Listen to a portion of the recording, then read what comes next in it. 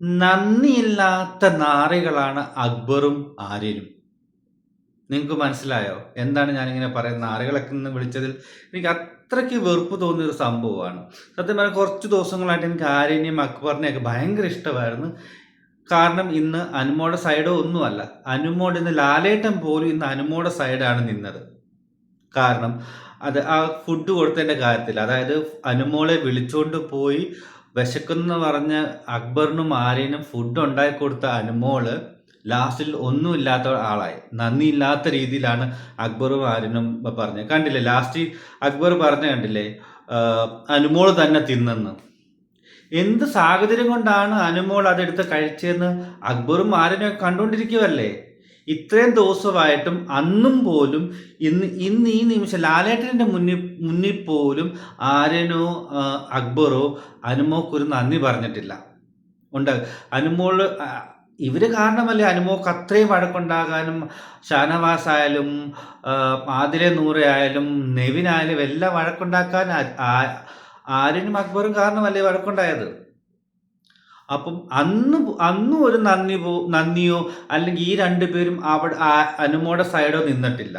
ഇന്ന് ലാലേട്ടൻ്റെ മുന്നിൽ പോലും അനുമോടെ സൈഡ് ഇവർ സംസാരിച്ച് അനുമോക്കെതിരായിട്ടാണ് അവർ സംസാരിച്ചത്. ഇത്രയും കഷ്ടപ്പെട്ട് ഫുഡ് ഉണ്ടാക്കി കൊടുത്ത അനുമോള് നിവിൻ അത്രയ്ക്ക് ടോർച്ചർ ചെയ്ത് ബുദ്ധിമുട്ടിച്ച് നിങ്ങളെല്ലാം കണ്ടല്ലേ. ഇങ്ങനെ ചുറ്റി നിന്ന് അവൾക്ക് അനുമോൾ ഇച്ചിരിയേ ഉള്ളൂ. നെവിൻ ഇങ്ങനെ ആചാനുബാഹമായിട്ടുള്ള നെവിൻ നിന്നിട്ട് കുറേ കഷ്ടപ്പെട്ട് അനുമോൾ അങ്ങോട്ട് പോകുന്നു ഇങ്ങോട്ട് പോകുന്നു അവിടെ പോകുന്നു ഇവിടെ ഒന്നും ബെഡ് ചാടിപ്പോകുന്നു ഒക്കെ ചെയ്തതിന് ശേഷം ലാസ്റ്റ് ഘട്ടത്തിലാണ് അനുമോള് അത് വാരി തിന്നത്. അത് അനുമോക്ക് വേണ്ടിയിട്ട് തിന്നതല്ല, നെവിന് കൊടുക്കാതിരിക്കാൻ വേണ്ടി കൊടുത്തത്. നെവിന് കൊടുത്തതിന് നോർമലായിട്ട് ചോദിച്ചിരുന്നെങ്കിൽ, അല്ലാതെ ആക്രാന്തം കാണിച്ച് നെവിന് വേണ്ടിയിട്ട് ചോദിച്ച നെവിന് ഞാനാണല്ലോ അങ്ങനെ ചെയ്യുന്നത്. ഈ പറയുന്ന അക്ബർ ആയാലും ആര്യനായാലും അങ്ങനെ ഇറിറ്റേറ്റ് ചെയ്യുന്ന ഒരാൾക്ക് കൊടുക്കൂല. എത്ര ഫുഡാന്ന് പറഞ്ഞാലും കൊടുക്കൂല. ഞാൻ എത്ര പ്രാവശ്യം വീട്ടിൽ വെച്ച് ഇങ്ങനെ ചെയ്തിട്ടുണ്ടോ. ഞങ്ങൾ കൊച്ചിലെ നമ്മളെല്ലാം ഇങ്ങനെ കാണിക്കുന്നതല്ലേ.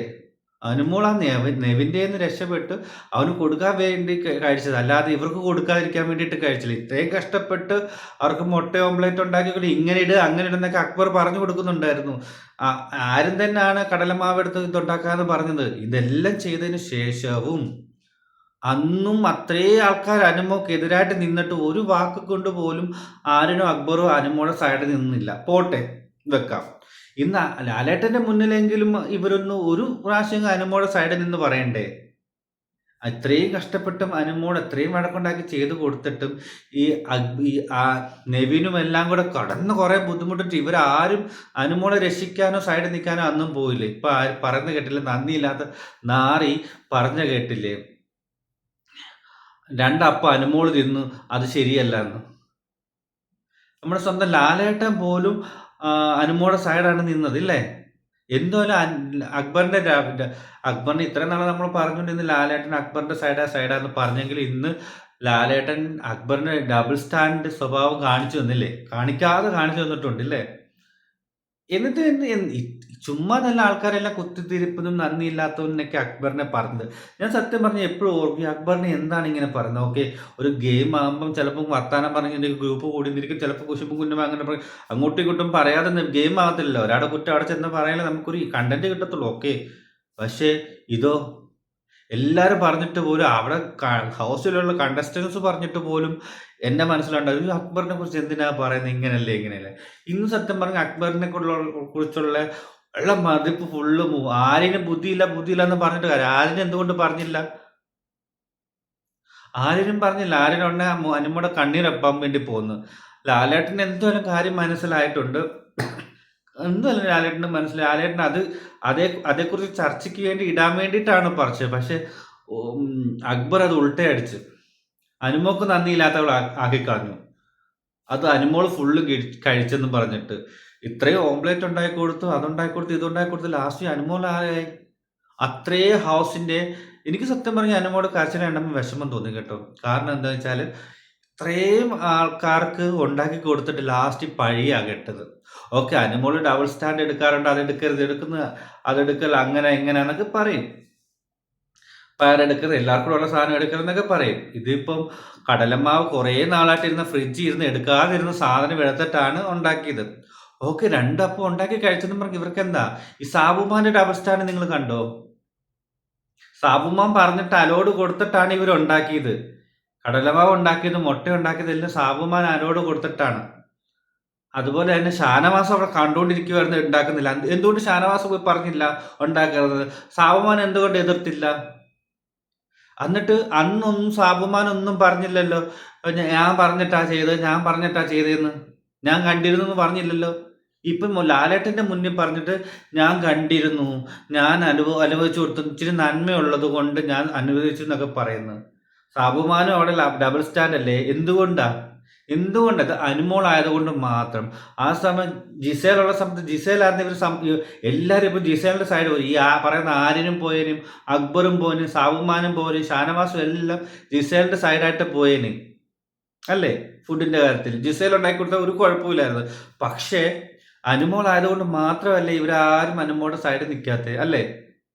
ഒന്ന് ആലോചിച്ച് നോക്കി. സത്യം പറഞ്ഞ് ഇന്ന് അന്നൊക്കെ പറഞ്ഞ് ഇത്രയൊക്കെ ഉണ്ടാക്കിയെങ്കിലും എനിക്ക് നെവിന്റെ കാര്യത്തിൽ മാത്രമുള്ളായിരുന്നു ഒരു ബുദ്ധിമുട്ടായിട്ട് തോന്നിച്ചത്. പക്ഷെ ഇന്ന് ലാലേട്ടൻ മുന്നിൽ പോലും നന്ദിയില്ലാത്ത സ്വഭാവമാണ് ഇവർ പറഞ്ഞത്.